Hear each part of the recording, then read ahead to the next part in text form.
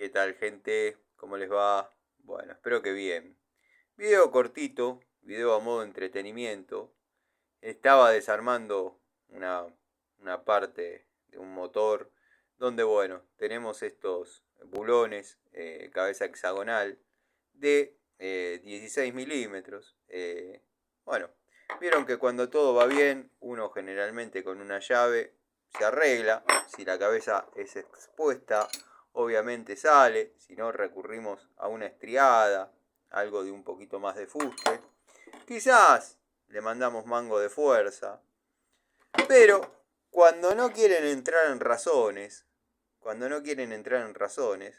no queda otra que mandarle un poco de Watfow de 1,5 pulgadas.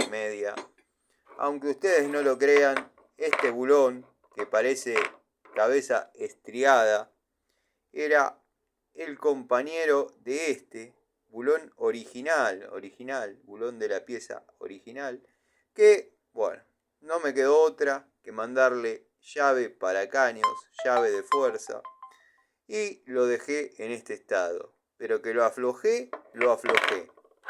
Muchos me van a decir, lo hubieses calentado, lo hubieses cortado con la moladora. Bueno, si lo corto con la moladora, tengo que agujerear y roscar, y donde está no se puede.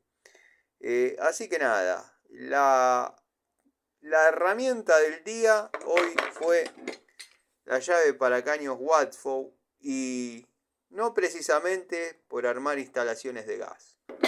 La mordida, espectacular. Espectacular. Bueno, los dejo. Chao, gente. Nos vemos en un rato.